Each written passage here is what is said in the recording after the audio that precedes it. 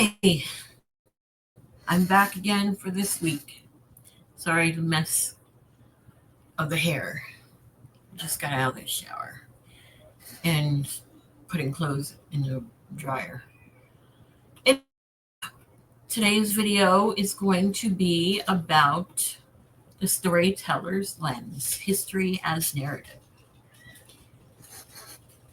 What if I told you that the greatest historians were not mere activists of dust and bones, but master storytellers weaving empires into epics and rebellions into tragedies? What if the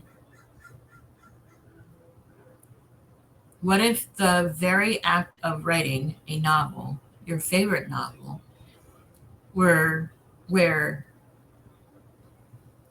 I'm still not used to doing this, so please bear with me. Your favorite novel, we're bound to the same pulse that shaped the rise and fall of civilization. Tonight we step into the shadows where fact and fable intertwine.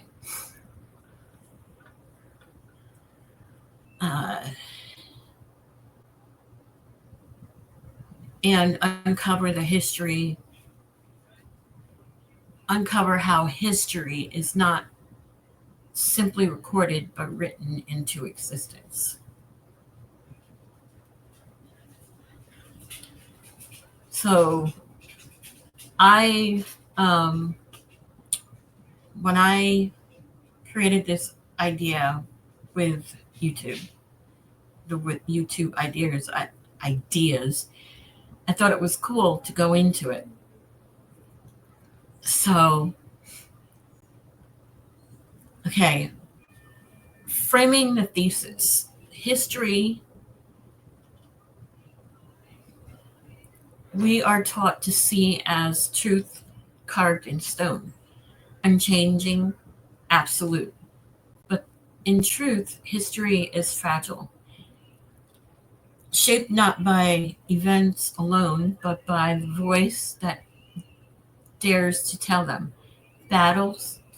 A battle is just blood and chaos until someone sets quill to parchment, molding it into narrative. A king is just a man until words crown him immortal. So let us gaze through the storyteller's lens. Here, historians, novelists, even fantasists alike share the same spellcraft.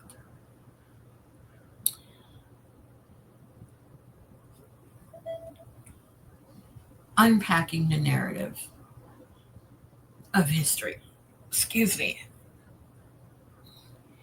First, history selection. For every moment preserved, 1,000 are lost. Who deserves? Oh my God, I can't talk, and I absolutely can't read, apparently.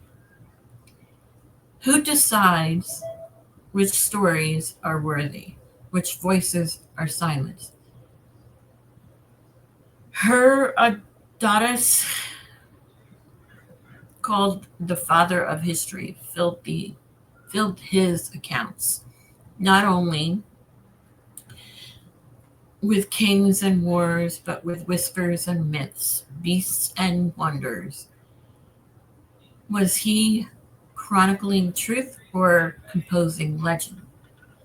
Second, history has arcs. Revolutions are not chaos. They are plotted dramas echoing the hero's journey. Empires rise, fall, and resurrect like protagonists in an endless saga. The French Revolution burns like Act Two in a tragedy. The fall of Rome, an epic climax. Climax. Third, history is always retold. Each age reshaped. Oh my God, I hate reading. I'll do my summary later after this is done. Each age reshapes the past in its own image. The Middle Ages revered Rome as a golden memory. The Enlightenment dis- dissected in it with reason. And today we remake it again through novels, films, and even fantasy sagas. The past does not sleep. It is rewritten over and over by those who hold the pen. The pen. Historians as storytellers. Oh. Consider the Cedius, butchered that name, who penned speeches for men whose lips may never have spoken them, or Winston Churchill, who cast himself as both protagonist and a savior in the saga of the Second World War. Do you see? There are not just they are not just historians, they are authors of reality. Beyond memory, with the same flourish as any novelist. Even their language betrays them. The sweeping prose, the heightened dramas, the villainous foils. Compare these words to those of Shakespeare or Tolkien, and you may struggle to see the seam where fact ends and fiction begins. Modern parallels, novels as history. And then, excuse me, oof, sorry. And then there are the novelists, those who drink deeply from history's well and return it to us transformed. J.R.R. Tolkien drew his shadowed wars from the trenches of the Somme? Not sure. Hilary Mantel breathed new intimate life into Tudors, reshaping how millions now imagine Henry VIII court. Even George R. R. Martin borrowed the bloody roses from the bloody roses of Lancaster and New York to bloom anew in Westeros. History feeds story, story feeds history, and is a minor, oh my God, and is a mirror turned endlessly upon itself, where empire and imagination blur into until they are indistinguishable. Oh my God. Okay. Closing reflections. So, what if history is not so? What if history is not a ledger of the truth, but a library of stories? What if every day, every empire, every revolution we recite is less fact and more narrative? If this is true, then we must ask, what story are we telling about our present, about ourselves? For the tale we tell today will be the history remembered tomorrow.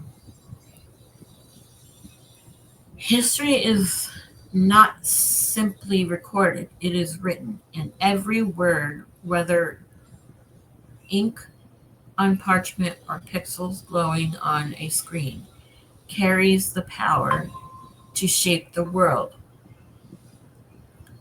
Now, which story will you choose to write? Um, my,